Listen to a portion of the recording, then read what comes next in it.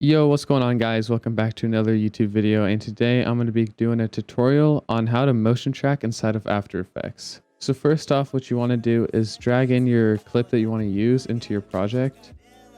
I have this drone clip right here, so what I'm going to do is drag it on this right here, which will create a composition for you that matches your clip.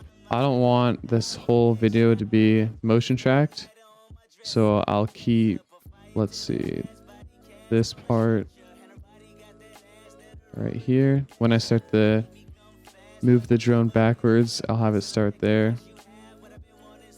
and end it right around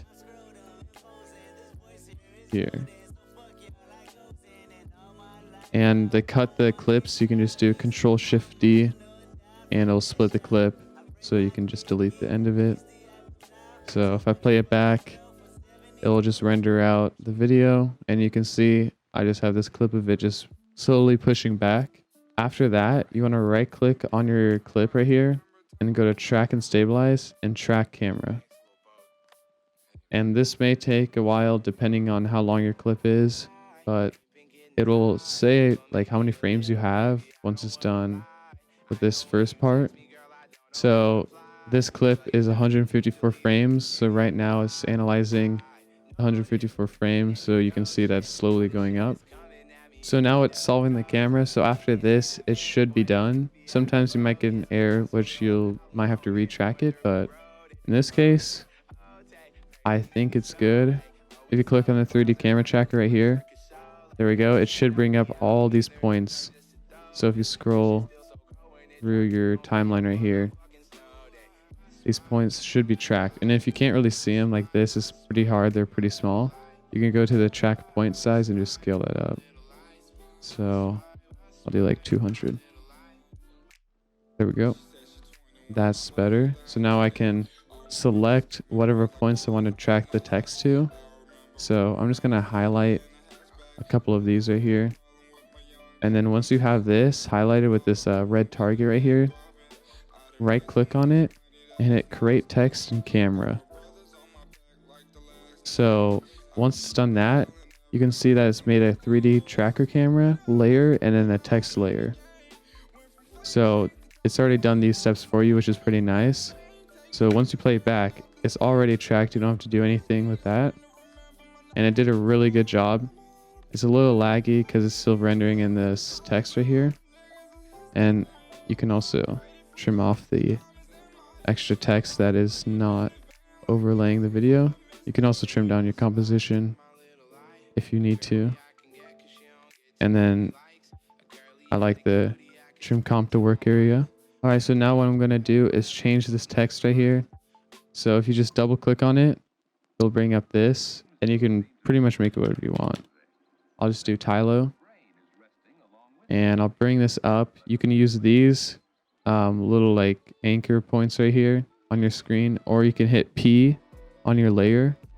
Make sure you're on your text, and it'll bring up the position points right here. So they do the same thing. Whatever you want to use, they work, but I'll just use these on screen controls right here. So I'll bring this up a little bit. Put the Z axis towards me. Move it up a little to the right. All right. And then if you want to rotate your text, hit R on that layer and it'll bring up the orientation. I'm just going to move this a little bit more to the left like that. So now if I play it back, it'll be tracked to that spot where I moved the text to. So once you have that, you can pretty much do whatever else you want. Like you can move it anywhere else in a clip or just experiment with it. So I can move this up more to like past the camera. Whoops. Position. And then move that up. So now it's out of the frame at the start. But when I play it, I go through the text like that, which is pretty cool. You can also add motion blur to your clip. So this right here, this box, if you check it, it will apply motion blur to your clip. If it doesn't already, like apply it to your composition, you may have to go up here and then hit enable motion blur for all layers. So if you enable both those, you can see that it already creates motion blur right here. So that's with it, that's without. Huge difference. So basically it just makes it look more like realistic, like it's pretty much in the environment. I'll play that back. You can see the motion blur looks really good right there. I usually leave it on, but depends on what your video is, but I think it looks pretty good like that. So yeah, that's pretty much it for this tutorial. Hopefully you guys enjoyed it and you learned something new along the way, and I'll catch you guys later in the next one. Peace out.